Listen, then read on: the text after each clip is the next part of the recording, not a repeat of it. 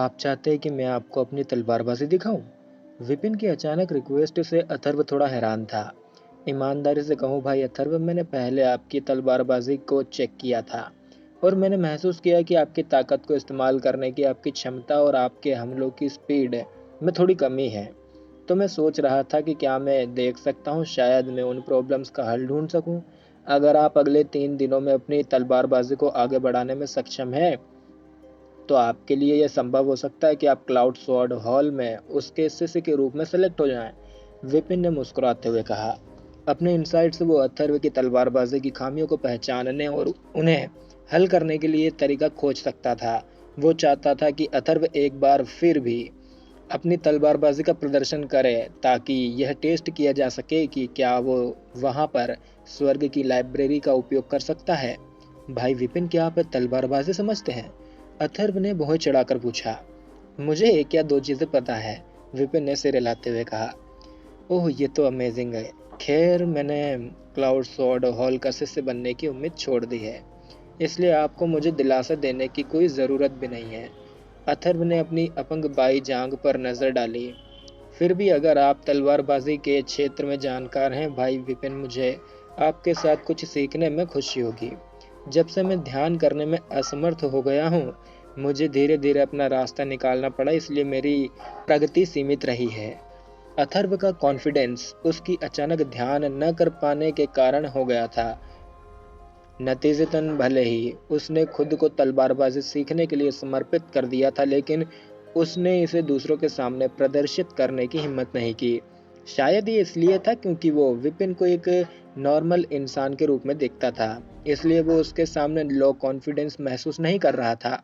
इसलिए विपिन के साथ कुछ सीखने में उसे कोई हिचक भी महसूस नहीं हुई। हु हु अपनी कलाई के झटके से अथर्व की तलवार हवा में आगे फिसल गई और आगे की ओर चली गई।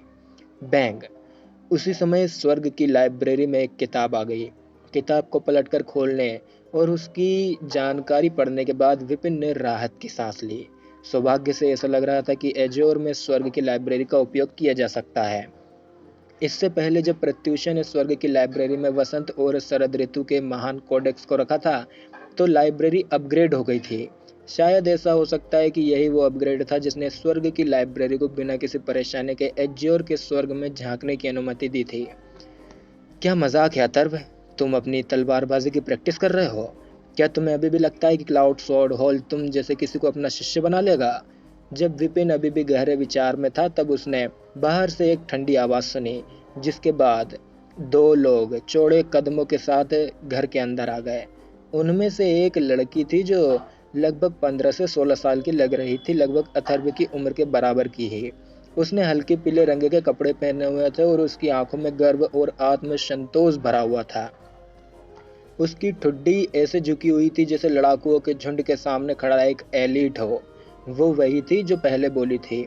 उसके पीछे 40 साल का एक अधेड़ उम्र का आदमी था। उसने एक साधारण बटन वाली शर्ट पहनी हुई थी और उसकी कमर पर तलवार बंधी हुई थी। जैसे ही वो पास आया, कोई भी उसकी प्रेजेंस से अत्यधिक तेज तलवार की एनर्जी को महसूस कर सकता था।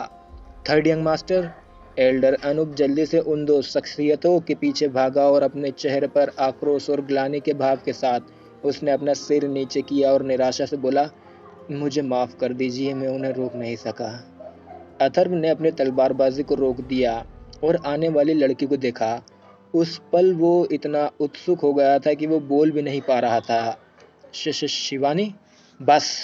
अथर्व को उसकी आंखों में घृणा के साथ देखते हुए लड़की ने धीरता से अपना हाथ हिलाया और कहा, तुम जानते हो कि मैं यहाँ क्यों आई हूँ, लेकिन खुद मेरा स्वागत करने के लिए बाहर आने के बजाय तुमने शादी के समझौते को भेजने के लिए एक नीच नौकर को भेजा।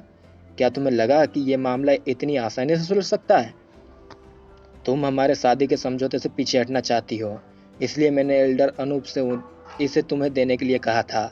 तुम्हें मुझसे और क्या चाहिए? अथर्व का चेहरा भी गुस्से से लाल हो गया था। मैं तुमसे जो चाहती हूँ वो ज़्यादा कुछ नहीं है। मैं चाहती हूँ कि तुम पूरे शहर में यह घोषणा करो कि तुम वो थे जिसने अपने खुद के मैरिज एग्रीमेंट से पीछे हटने का फैसला किया क्योंकि तुम्हें लगता है कि तुम मेरे लायक नहीं हो। अच्छे से सोचने समझने के बाद मेरे पिता ने तुम्हारी राय का सम्मान करने और मैरिज एग्रीमेंट को ख़त्म करने का निर्णय लिया। मुझे ये कागज का टुकड़ा देकर क्या तुम मुझसे उम्मीद कर रहे हो कि मैं सबको बता दूं कि मैंने शिवानी ने तुमसे शादी करने से इनकार कर दिया है? मैं नेक शहर लॉर्ड मैनर की प्रतिष्ठा पर ऐसा दाग कैसे लगने दे सकती हूँ? शिवानी ने ठंडेपन से कहा। अगर दूसरों ने सुना कि उसने अथर्व के साथ अपनी सगाई तोड़ दी थी क्योंकि वह सफलतापूर्वक क्लाउड स्वॉर्ड हॉल की शिष्या बन गई थी, तो यह उसकी गरिमा के लिए एक बड़ा झटका होगा। ये उसकी प्रतिष्ठा बनाने में भी उसके लिए हानिकारक होगा। हालांकि अगर वह इसके बजाय अथर्व को शादी के समझौते से बाहर कर सकती है, तो उसे अपनी प्रतिष्ठा के लिए थोड़ी सी भी कमी नहीं रखनी पड़ेगी। सब कुछ सामने से देखकर विपिन ने अस्वीकृति में अपना सिर हिलाया। ये तो बहुत ही शातिर है। इस शिवानी के लिए शादी के समझौते से पीछे हटना एक बात थी, लेकिन यह सोचना कि वो चाहती थी कि अथर्व पूरे शहर में इसकी घोषणा करे। शादी के समझौते से पीछे हटते समय वो अब भी चाहती थी कि अथर्व बुरा आदमी बने। वो कितनी चालाक थी। एक भयानक पीले चेहरे के साथ अथर्व ने अपनी मुट्ठियां भींच ली और उसने शिवानी को ठंडेपन से देखा। ये तो अथर्व ने भी पता लगा लिया था कि शिवानी क्या सोच रही थी। उसके पूरे शरीर में भारी आक्रोश फैल गया। ये घोर अपमान था। ये तो ऐसा था मानो सामने वाला उसे अपना चेहरा पकड़ने के लिए कह रहा हो ताकि वो उसके चेहरे पर एक जोर का थप्पड़ मार सके। लेकिन प्रॉब्लम ये थी कि इस सिचुएशन में वो कुछ नहीं कर सकता था। वह पूरी तरह से लाचार था। अथर्व, दूसरी यंग मिस्ट्रेस और मैं तुमसे बातचीत करने के लिए यहाँ नहीं आए हैं। हम यहाँ तुम्हें एक ऑर्डर देने के लिए आए हैं। अधेड़ उम्र का आदमी जो शिवानी के साथ आया था, उसने बिना किसी एक्सप्रेशन के कहा, 3 दिन के भीतर तुम्हें पूरे शहर में यह घोषणा करनी है, वरना कीमत चुकाने के लिए तैयार रहना। तुम कौन हो? अथर्व ने अधेड़ उम्र के व्यक्ति को घूरते हुए पूछा। मैं दूसरी यंग मिस्ट्रेस की तलवारबाजी का टीचर हूँ, मदन। अधेड़ उम्र के व्यक्ति ने गर्व से जवाब दिया। मदन? ओह, मैं तुम्हें जानता हूँ। अथर्व ने उसका नाम पहले भी सुना था, इसलिए वो थोड़ा नाम सुनकर हैरान था। फिर वो मजाक उड़ाते हुए बोला, मैं तो सम्मानित महसूस कर रहा हूँ कि सिटी लॉर्ड मैनर के हेड इंस्ट्रक्टर खुद मेरे पास आए हैं। क्या मैं जान सकता हूँ कि अगर मैं तुम्हारे ऑर्डर को फॉलो करने से इनकार करता हूँ तो मुझे क्या कीमत चुकानी पड़ेगी? सिटी लॉर्ड मैनर के हेड इंस्ट्रक्टर के रूप में मदन की ताकत को कम करके नहीं आंका जा सकता था। वास्तव में वो एक प्राचीन संत स्टेज 3 का एक्सपर्ट था। ठीक है, ये तो बहुत ही आसान है। मदन ने बिना किसी हिचकिचाहट के अपना हाथ लहराया। अथर्व के उकसावे से पूरी तरह से अप्रभावित रहा और कहा, इन सालों में घोष फैमिली ने बहुत से लोगों को नाराज किया है ना? तुम्हें यह भी पता होना चाहिए कि अगर शिवानी के साथ तुम्हारी सगाई नहीं हुई होती तो तुम पहले ही कई बार मर चुके होते। वे शब्द ठेस पहुंचाने वाले थे, लेकिन अथर्व जानता था कि वे सच थे। उसके कमज़ोर लेवल को देखते हुए अगर मैरिज एग्रीमेंट के लिए ये नहीं होता तो कोई रास्ता नहीं कि घोष फैमिली के दुश्मन उसे इतने लंबे समय तक जिंदा रहने देते। ठीक है, अगर ये लोग तुम्हारे खिलाफ कदम उठाते हैं तो क्या तुम्हें लगता है कि तुम और वो बूढ़ा आदमी उन्हें रोक पाएगा? मदन ने अपने कंधे उचकाते हुए कहा। मदन के शब्दों के पीछे छिपे इरादे को महसूस करते हुए अथर्व की आंखें अविश्वास में चौड़ी हो गई। क्या तुम हमें चुप कराना चाहते हो? क्या तुम संभावित नतीजों से डरते नहीं हो कि मेरी अचानक मौत से सिटी लॉर्ड मैनर की प्रतिष्ठा पर क्या असर पड़ेगा? तुम्हारी मौत सिटी लॉर्ड मैनर की प्रतिष्ठा को कैसे इफेक्ट करेगी? मदन ने शांति से कहा, मुझे देखने दो। हमारे सिटी लॉर्ड तुम्हारे मरने के बारे में जानने के बाद गुस्सा होंगे और वो तुम्हारे लिए बदला लेने के लिए अपने आदमियों को भेजेंगे। और हमारी दूसरी यंग मिस्ट्रेस, वो लंबे समय तक शोक मनाएगी और आखिरकार वो इस दुख से आगे बढ़ेगी और क्लाउड स्वॉर्ड हॉल की ओर जाने का फैसला करेगी। उन शब्दों ने अथर्व के दिल की धड़कन को तेज और तेज कर दिया, क्योंकि उसे एहसास हुआ कि उसकी स्थिति कितनी दयनीय थी। अगर उन्होंने वास्तव में ऐसा नाटक किया तो न केवल सिटी लॉर्ड मैनर की प्रतिष्ठा खराब नहीं होगी, बल्कि इसकी करुणा के लिए इसकी प्रशंसा भी की जाएगी। उसी समय शिवानी को भी अपने मंगेतर के प्रति वफादारी के लिए शहर में ज्यादा सम्मान दिया जाएगा। वे कहेंगे कि भले ही शिवानी क्लाउड स्वॉर्ड हॉल की नौकर शिष्य बन गई थी, फिर भी वह उससे शादी करने के अपने वादे पर अडिग थी। लेकिन अफसोस, जैसा कि किस्मत में होगा, वे एक होने के लिए नहीं थे। तुम सही हो, मैं इससे सहमत हूँ। अथर्व के हाथ इतनी कसकर जकड़े हुए थे कि उसके नाखून उसकी हथेली में घुस रहे थे और उसके नाखून पूरी तरह से सफ़ेद हो गए थे। हालांकि अपने आक्रोश के बावजूद वह जानता था कि अभी वह पूरी तरह से शक्तिहीन था। जंगल का कानून योग्यता की उत्तरजीविता है। उसके जैसे कमज़ोरों को ताकतवरों का शिकार होना ही था।